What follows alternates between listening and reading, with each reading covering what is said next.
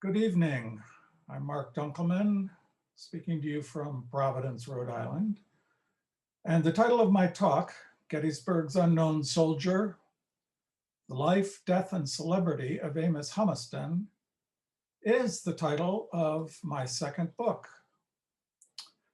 which was published by Praeger in 1999 in hardcover and was reissued in April 2020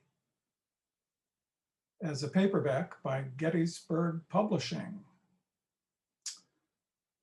And this new edition has a new introduction by myself and a foreword by the Academy Award-winning documentary filmmaker Errol Morris, who has written very movingly about the Humiston story himself. Now, I'm sure that plenty of you are familiar with the basic outlines of the Humiston story. It's one of the, what I consider, best known human interest stories to emerge from the best known Battle of Gettysburg. So I'm going to give you a little outline of that story, but I'm also going to give you the story behind the story, how I came to write this book. And it starts in the dim, distant past with my oldest Civil War friend, Christopher Lee Ford, in the orange t-shirt here. Here's the two of us on the Bull Run battlefield. This is probably in the early 1970s. We met as high school students and neighborhood friends in the 1960s, actually during the Civil War centennial, and discovered we had a mutual interest in Civil War history. Chris was a descendant of a Confederate from Kentucky. I was the descendant, great-grandson of one of Sherman's men who marched through Georgia and the Carolinas. So we brought different perspectives to our interest in the American Civil War.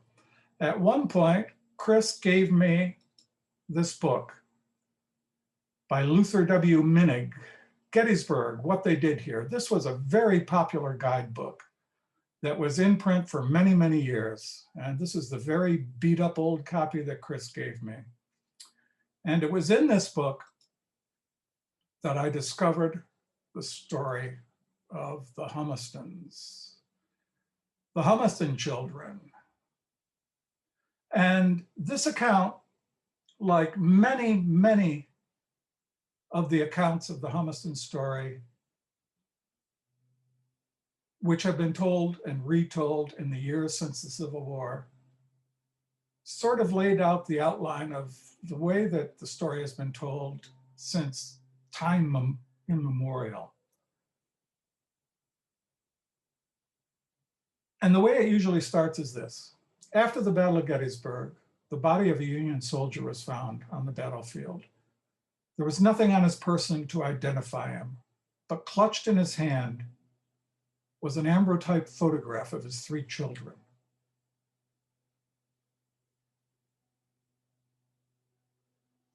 A Philadelphia doctor named John Francis Bournes, who came to Gettysburg in the aftermath of the battle to tend to the wounded, heard the story, saw the photograph, realized that it was the single sad clue to the identity of not only the soldier, but his family as well, and borrowed the photograph and took it back with him to Philadelphia. And in Philadelphia, he instigated what became a wave of publicity about this incident. This article from the Philadelphia Inquirer, Whose Father Was He?, was widely reproduced in newspaper after newspaper. The story spread from paper to paper throughout the North. And of course, at that time, photographs could not be reproduced in newspapers. So here, a minute description of the photograph of the three children was included. It says the children, 2 boys and a girl, are apparently 9, 7, and 5 years of age.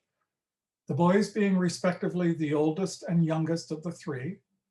The youngest boy is sitting in a high chair, and on each side of him are his brother and sister. The oldest boy's jacket is made of the same material as his sister's dress. These are the most prominent features of the group.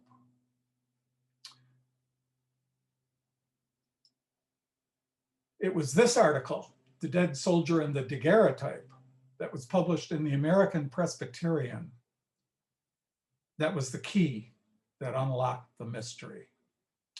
Because a copy of the American Presbyterian containing this article made its way to far western New York State, to a little town called Portville, New York, and eventually into the hands of a woman named Philinda Humiston. And when Philinda read this story, she realized that she had sent a photograph much like the one described to her husband, Sergeant Amos Humiston of the 154th New York Volunteer Infantry, and had never heard from him since the Battle of Gettysburg. So she wrote to Philadelphia. Actually, she had someone write for her to Philadelphia, and in return, received a copy in carte de visite of the photograph. And as soon as she saw it, she realized that her 3 children were orphans and she was a widow. It was indeed the picture she had sent to her husband. So a second great wave of publicity swept the country.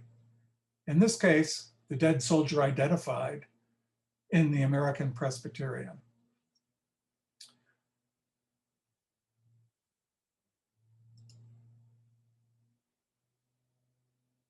And so the names of Philinda Humiston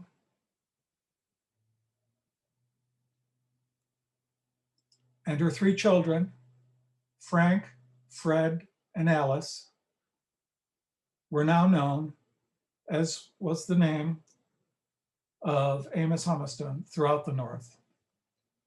And this story touched hearts among readers everywhere and inspired a great outpouring of poetry, prose, and song.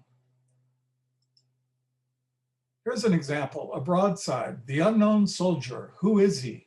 By William Hayward of Baltimore, who wrote his poem from the point of view of the fallen Sergeant Humiston, and eventually published it as sheet music after it was put to a tune. The American Presbyterian held a contest for the best poem on the incident, which was won by a fellow named James Gowdy Clark. And he was a well-known balladeer, made his living touring the North, singing his own compositions. So he was somewhat of a ringer when it came to the contest.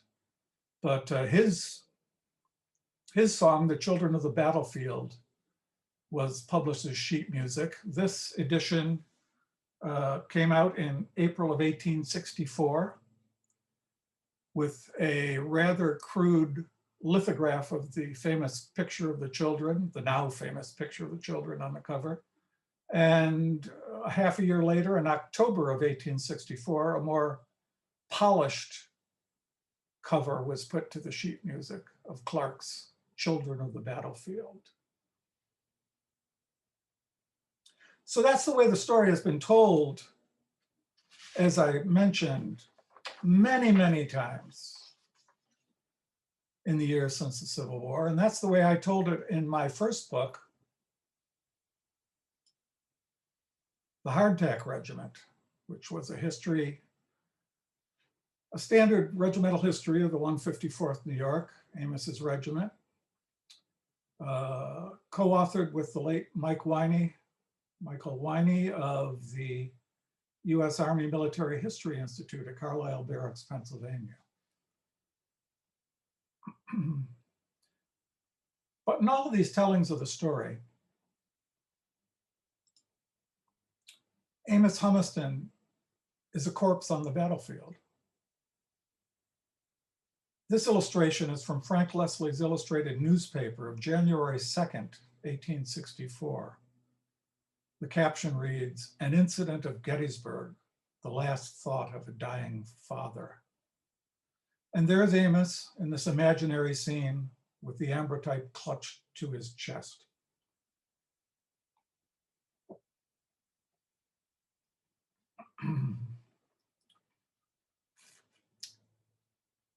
I always thought there was a book in this incident.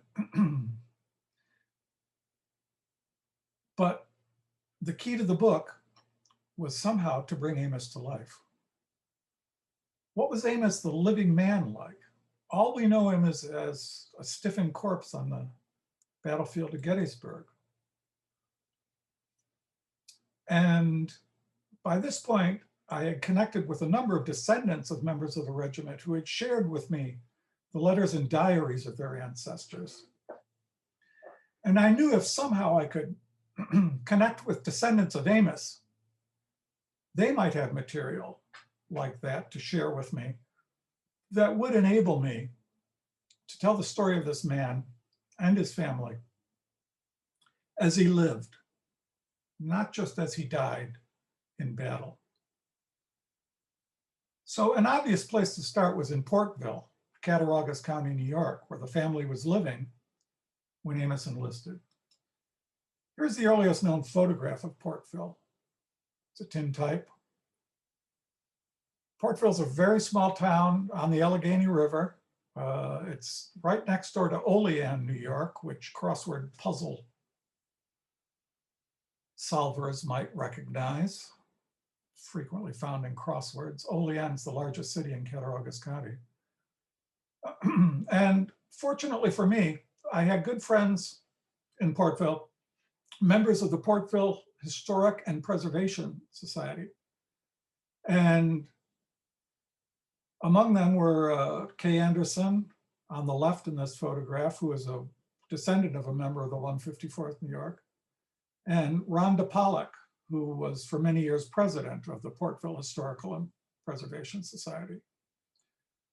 We're pictured here on the steps of the Cattaraugus County Memorial and Historical Building, which, as the plaque above the doorway indicates, to the memory of its soldiers and sailors in the War of the Rebellion. This building is erected by Cattaraugus County.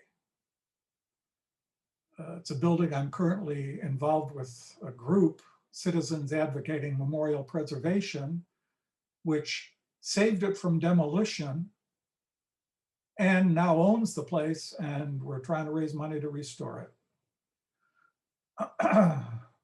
It's the most significant Civil War memorial in Cattaraugus County, New York. So my friends in Portville had discovered a Humiston descendant living in Canada, in Calgary, Alberta, Canada, to be specific, a gentleman named David Humiston Kelly. And Dave was the great-grandson of Amos and Philinda, and the grandson of Frank, Amos and Philinda's oldest child. And Dave Humiston Kelly was one of the most brilliant people I have ever met. He was a professor of archaeology at the University of Calgary. He was the author of an encyclopedia of archaeoastronomy. He was an expert on calendric systems going back to ancient times. He was one of the people who helped to break and decipher the Mayan code to learn how to read Mayan hieroglyphics. And he was also an avid genealogist who had traced one branch of his family back to King David in the Bible.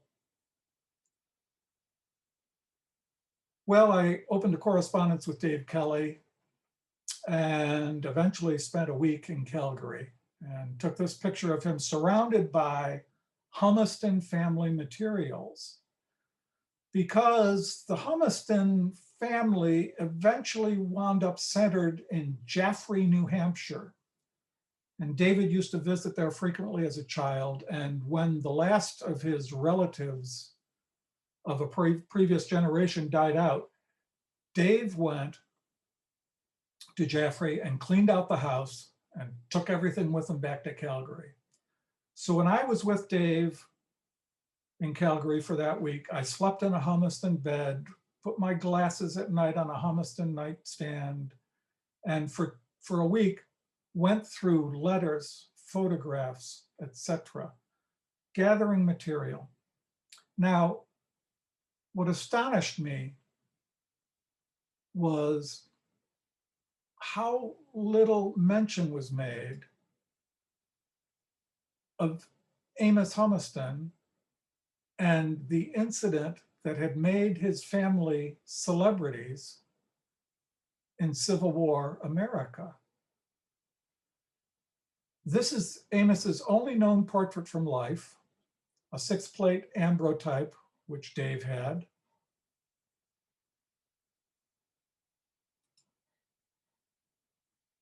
Here's a tinted, oversized albumen photograph of the copy of the famous ambrotype that Dr. John Francis Borens presented to Philinda Humiston when he visited Portville in January 1864 to return the original ambrotype to the family, preserved by Dave. But while there was very little reference in the Humiston family materials to the wartime incident that had made them celebrities in the North, there was a tremendous body of material about their later lives. Photographs. Here's Frank as a teenager. This photograph is by T.R. Burnham of Boston.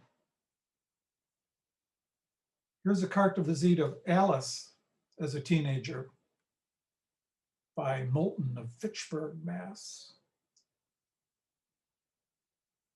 And here's Fred as a teenager. This was taken by O.H. Warren of Lowell, Massachusetts. Reason for the Massachusetts back marks in these photographs, which incidentally are duplicate carte de visites that David gave me for my own collection, is the fact that the children were educated at the Lawrence Academy in West Groton, Massachusetts.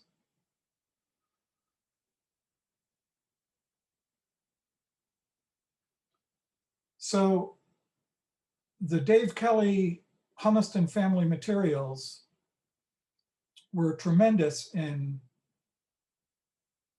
shedding light on the family's life in the years after the Civil War.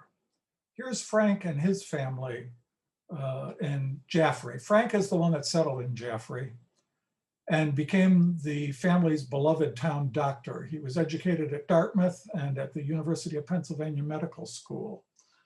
So here's Frank at top with his family, his wife, Carrie Tarbell Humiston in the middle row, along with her baby, Frank, and little Helen. And in the foreground, Alice on the left and Ruth on the right. There would be another child that came to bless their union. Here is Fred with his wife, Nettie Orne Humiston, and daughter Doris.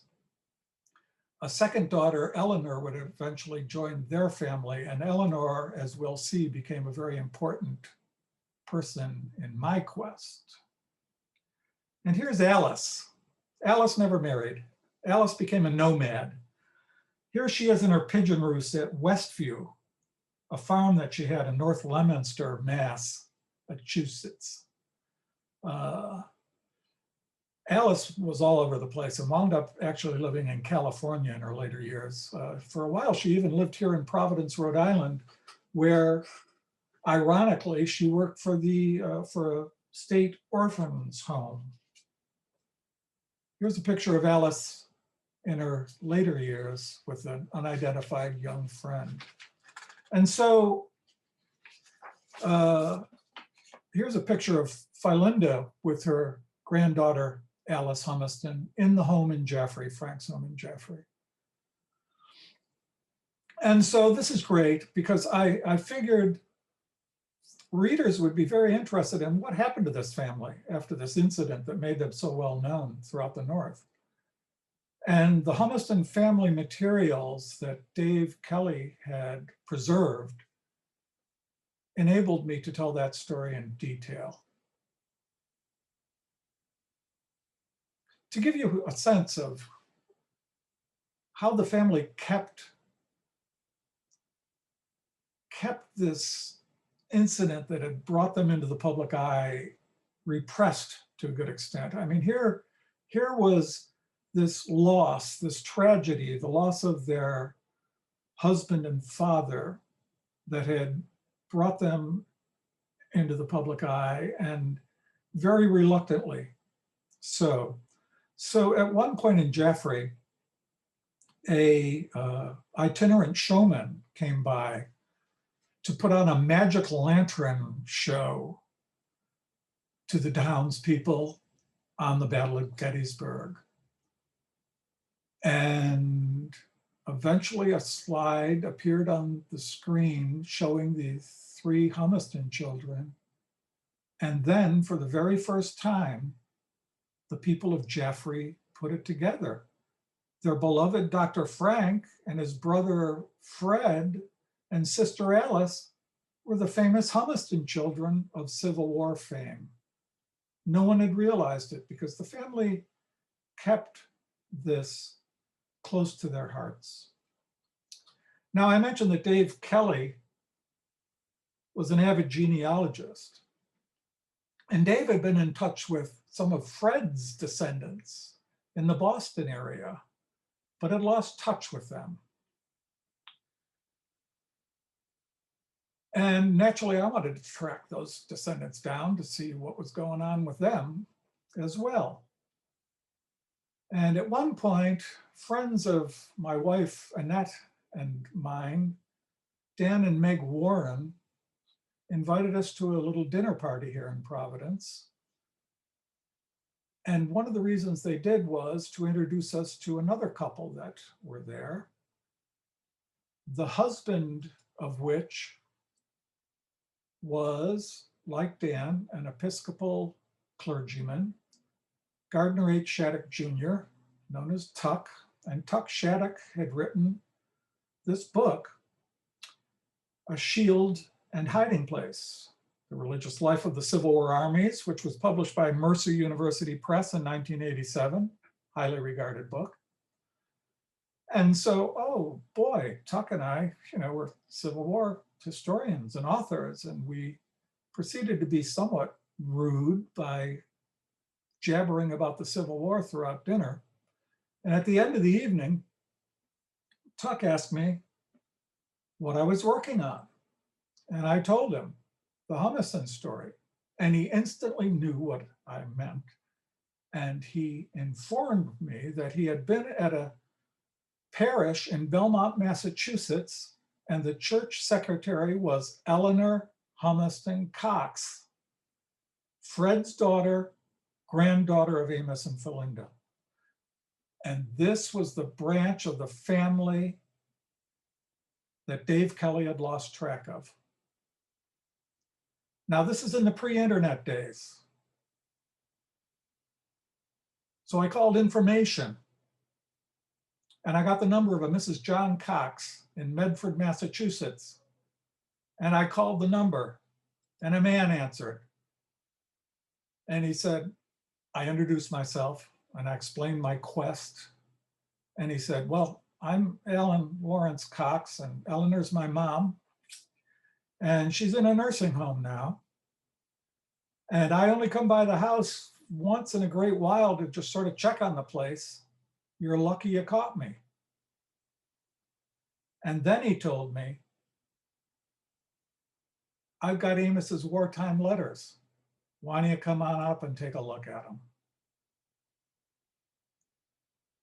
Well, needless to say, it didn't take me long to get up to Medford, Massachusetts and meet Alan Lawrence Cox in person and take a look at Amos Humiston's wartime letters. And one of the first letters I looked at was his letter of May 9, 1863, right after the Battle of Chancellorsville, in which he reports that he had survived the battle, got away with a whole hide, but I got a wipe in the side with a spent ball that made me think of home. It struck on the short ribs just over the heart, but glanced off. If it had not, I should not be writing to you now. And a little later in this letter, on that third page on the right, I came across this passage. I got the likeness of the children, and it pleased me more than anything that you could have sent me. How I want to see them and their mother is more than I can tell. I hope that we may all live to see each other again if this war does not last too long. So here is Amos Humiston reporting to his wife that he had received the ambrotype portrait of Frank, Alice, and Fred, his beloved children, which soon was going to become one of the most iconic images of the Civil War. And here in Amos's letters, I had his own words relating his experiences during the Civil War. He spoke to us again, and I knew I had a book. I knew I had a book. I could finally resurrect him off of the battlefield and into life as a living, breathing, speaking human being. And one of the things that Amos spoke about repeatedly in his letters was his devotion and love for his family.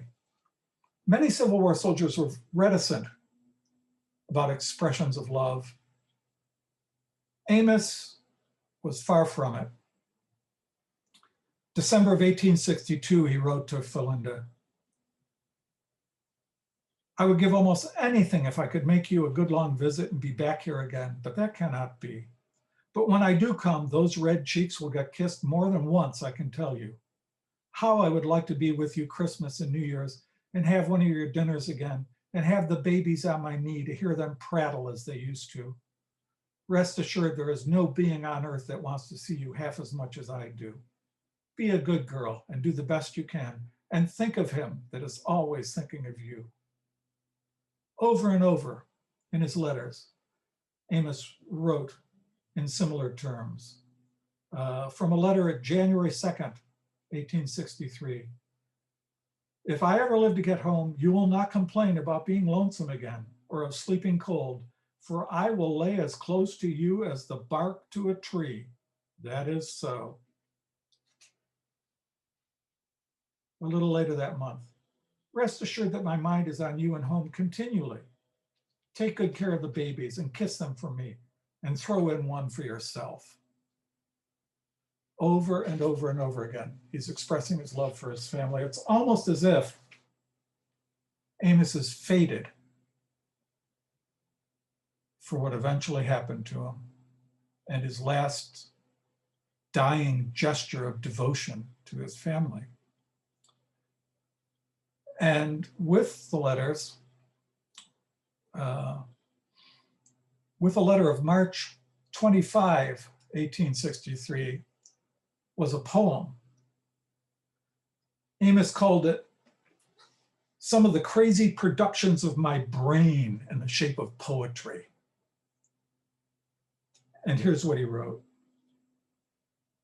To my wife, you have put the little ones to bed, dear wife, and covered them o'er with care.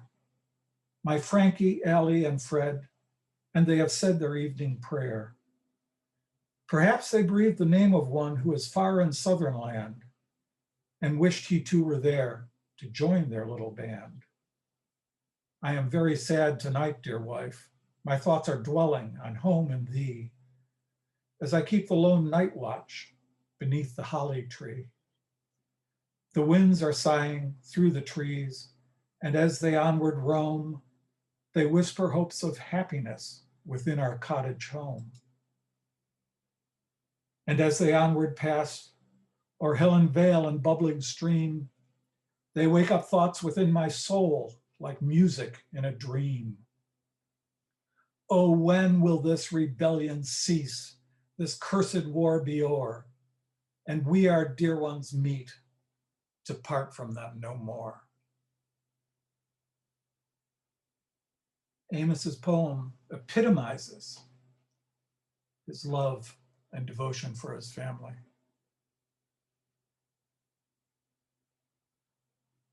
And so, with the discovery of the wartime letters and with all the other material that Dave Kelly had shared with me about the family's later years, I knew that I could write a book in which Amos Humiston would no longer be just a corpse on the battlefield of Gettysburg. This is a painting I did back in 1977 of my imaginary depiction of Amos in that position.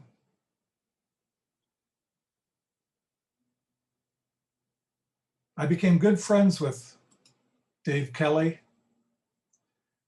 Alan Cox, and here's Dave's daughter, Megan Kelly. The three of us made a trip up to Jaffrey, visited the Humiston house, went through it. It's got business was on the first floor when we visited, but the residential part was still up on the second floor, and that's where Dr. Frank Humiston practiced. This was in June of 1993, this particular visit, and a few weeks later, we met again in Gettysburg for the dedication of the Humiston Monument. And there's Alan, Dave, and Megan sort of in the center, and Alice Humiston in the pink dress, or shirt rather, another Humiston descendant. And there was a mob of people there from Gettysburg, from Portville, and from elsewhere on July 3rd, 1993, at the dedication of the monument. And we all had the fortune to stay at the Homestead Lodging for Tourists, which is intimately tied into the Humiston story, as I will relate later. So there are my friends, Dave and Alan and Megan and Alice Humiston on that July weekend. Boy, was it hot and humid in Gettysburg that weekend. Now, in one of the stories that was published after Amos was identified, a mention was made that he had made a whaling voyage to the South Pacific in the years before the war. And I happen to have a neighbor, Virginia Adams, goes by the nickname Poe, who had been librarian at the New Bedford Whaling Museum.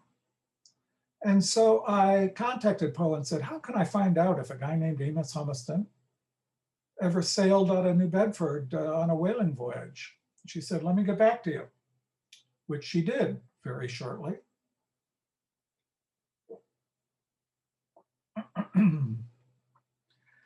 And informed me that Amos had sailed from New Bedford on the ship Harrison in December of 1850 and returned to New Bedford in April of 1854. And here is his register for a protection paper, as it was called, in New Bedford. And then Poe Adams told me that the ship Harrison's logbook was in the collections of the Providence Public Library, right in my backyard. And so I went to the library. I went to the New Bedford Free Public Library, the New Bedford Whaling Museum, the Kendall Whaling Museum in Sharon, Mass, all these places within roughly a half hour of my home. And I really got into the study of the American whaling industry and specifically the voyage of the Harrison. Here's the Harrison's logbook. Note the stamps whenever they killed and tried out a whale to get its oil. A stamp was entered into the logbook. And eventually I wrote 3 chapters on the whaling voyage. The American whaling industry is one of the best documented early American industries. And like I say, fortunately for me, all these materials were very nearby and at hand. I really enjoyed learning about it, and what a rough life. Amos made 1 voyage, that was enough for him. He was a green hand at the bottom of the totem pole, so to speak. These are maps I drew for the book, illustrating the voyage, leaving New Bedford, going through the Drake Passage around Cape Horn, bottom of South America, putting in for the first time at Valparaiso, Chile, and then sailing north. Here's 1850 to 51. Here's where they were in 1852.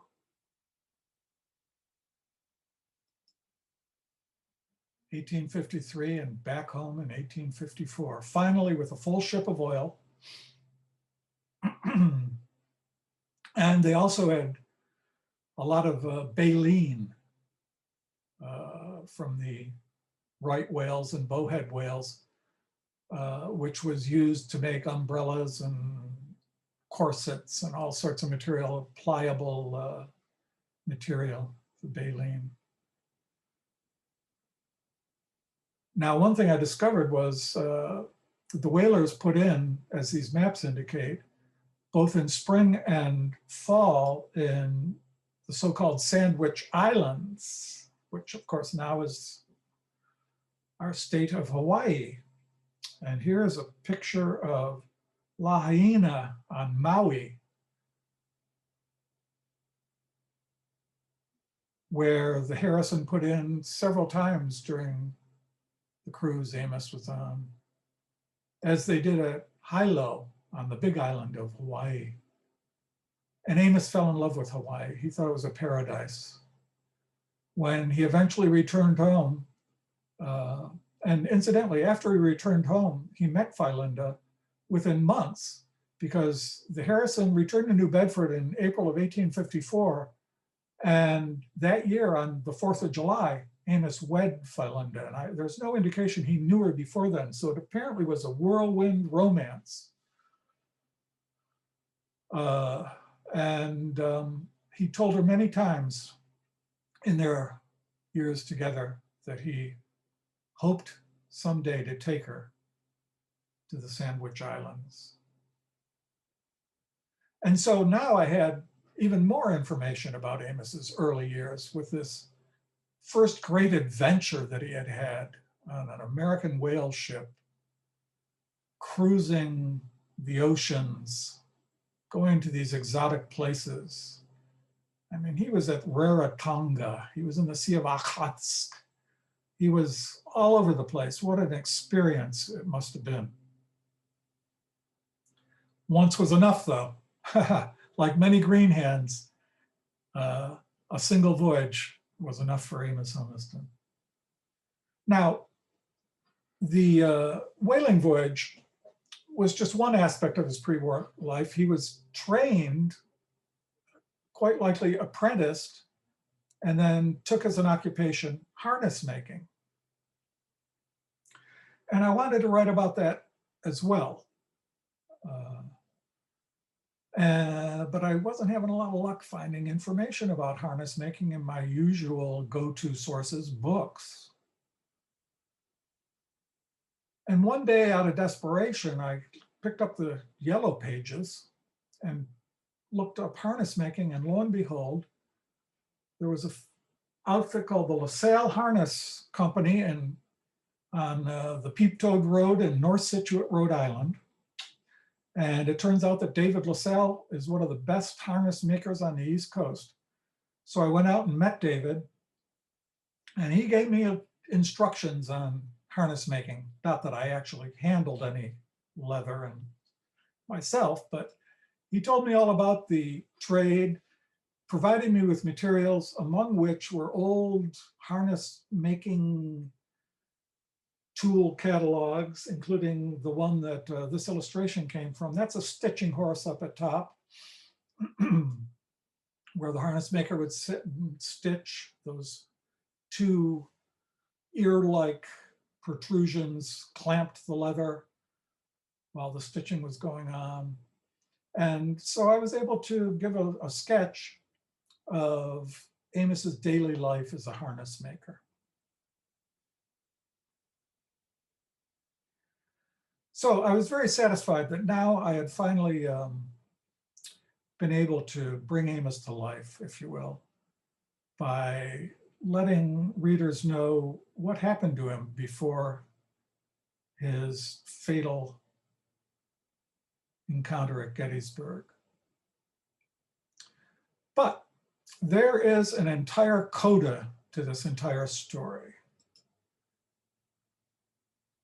Here's the back of one of the Children of the Battlefield carte de visite copies of the children's famous image. And we see Dr. Bourne's name at the bottom of this. And the caption, one of the captions reads, "The copies are sold in furtherance of the National Sabbath School effort to found in Pennsylvania an asylum for dependent orphans of soldiers, a memorial of our perpetual union." This carte de visite was presented to a young boy of the East Liberty Presbyterian Sabbath School for collecting $1 for this effort to fund and found an orphanage in Pennsylvania. This, as soon as Sergeant Humiston was identified, was always mentioned as a possible outcome of the entire incident.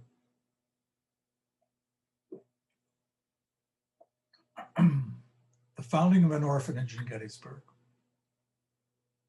And it came to pass. The money was raised, and the Soldiers' Orphans Homestead opened on Baltimore Street and Cemetery Hill in Gettysburg.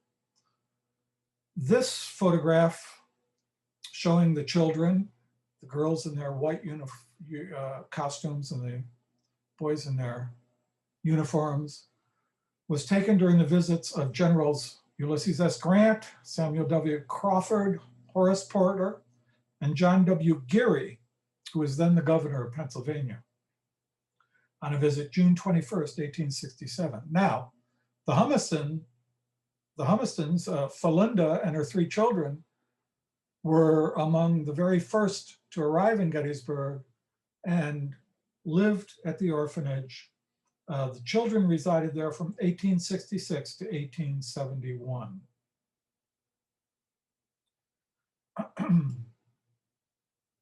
Here is a William H. Tipton stereoscopic photograph of the 2 Homestead Orphanage buildings on Baltimore Street. Now, they're the 2 buildings beyond this building closest to the viewer, which is on the grounds of the National Cemetery, the Soldiers' National Cemetery in Gettysburg. Here's a photograph taken by Tipton of children playing in the yard of the 2 orphanage buildings. The older one is the one to the right in this picture, and the other one is an addition that was put up while the orphanage was operating, but eventually later was moved up to the right across this yard and faced Baltimore Street, which is on the right in this photograph. While the Humiston children were in Gettysburg, living at the homestead, they were photographed several times. Here's a carte de visite by Tipton and Myers. Here they are a little older in a Tipton stereograph. And here's the Tipton and Myers albumin photo of the 3 children, taken circa 1869. Now, the orphanage, this great good that had come out of the tragedy of the Humiston story, operated for a number of years successfully. At one point, the population of orphans was over 100. And children were occasionally awarded these good conduct cards. This one is signed by J.C. Burns. That's the brother of Dr. John Francis Burns, James Cuthbertson Burns, who was the steward of the orphanage. Now, Miss Lizzie Hutchinson has been publicly commended for good conduct during the past week here in 1872, but eventually poor Miss Lizzie Hutchinson got involved in what led to the downfall of the orphanage. And that was when a new matron was named, Mrs. Rosa Carmichael. And during her reign as matron of the orphanage, rumors started to circulate in Gettysburg that not all was well at the orphanage. There were stories of mistreatment of the children by Rosa Carmichael. Lizzie Hutchinson, for example, was forced to wear boys' clothing for 2 months after an infraction. Other children were locked in the outhouse for a period of time, forced to stand on desks for lengthy periods of time. Worst of all, rumors swept Gettysburg that Rosa Carmichael had created a dungeon in the basement of the orphanage where she shackled and chained miscreant children. Here's a photograph that Gettysburg's Grand Army of the Republic Post had taken after the downfall of the orphanage, because not only was Rosa Carmichael abusing the children in 1876, I believe it was, she prohibited them from taking part in Memorial Day ceremonies. And from the origins of Memorial Day, it was the orphans from the homestead that had decorated the graves of the Union dead in the Soldiers' National Cemetery with flowers. And when Rosa Carmichael refused to let that occur, that really aroused the ire of Gettysburg's Grand Army of the Republic Post, which really began their investigations in earnest into the goings on there. And it was discovered that not only was Rosa Carmichael abusing the children, but Dr. John Francis Burns, the great philanthropic benefactor who had enabled the discovery of the Humiston family and Amos's identity, and was a driving force in the establishment of the orphanage. Dr. Burns turned out to be a crook himself. He was embezzling funds meant for the children. And so the orphanage, this great good that had resulted from the tragedy of the Humiston story, met its own sad, tragic ending. Now, the original Homestead Orphanage building at 777 Baltimore Street, eventually from 1959 to 1966, and from 1966 to 1991, under different ownership, was known as Charlie Weaver's American Museum of the Civil War, or Cliff Arquette's Soldiers Museum. Now, Cliff Arquette, some of you old timers will remember as Charlie Weaver of television fame. He loved to carve figures out of wood.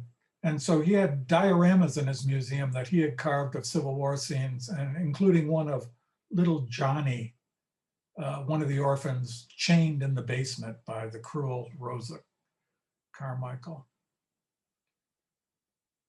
Now today, this very building houses, perhaps appropriately, ghostly images of Gettysburg. Other tours walk on by, but our ghost tours take you inside, and in fact, take you down to the basement where you can crawl into the same, supposedly, dungeon where little Johnny and other orphans were incarcerated. I've done it. Next door, at the newer portion of the orphanage,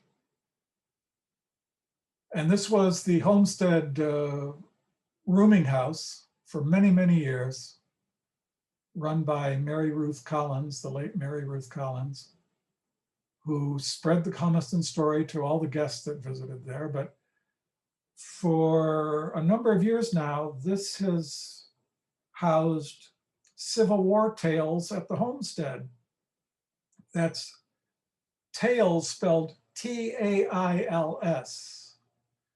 because this now is the museum that houses the dioramas created by the twin sisters Ruth and Rebecca Brown, which meticulously reenact Civil War scenes, but the soldiers are cats instead of human beings. Another very interesting place. So the legacy of the Homestead Orphanage up on Baltimore Street on Cemetery Hill in Gettysburg is, needless to say, quite the interesting stop for today's tourists in town. Very nearby, the Soldiers National Cemetery, the grave of Sergeant Amos Humiston, Company C, 154th New York Volunteers, is one of the most often visited graves in the cemetery.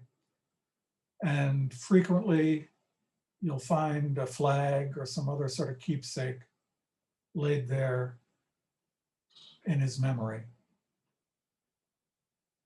I've already alluded to the fact that the Amos Humiston Monument, which is on North Stratton Street, near the spot where he was found, is the only monument to an individual enlisted man on the Gettysburg battlefield. A monument that doesn't commemorate some great deed, martial valor on the battlefield, but a gesture of love and devotion that will never be forgotten. So thank you very much for joining me and hearing the story of Gettysburg's unknown soldier and his family.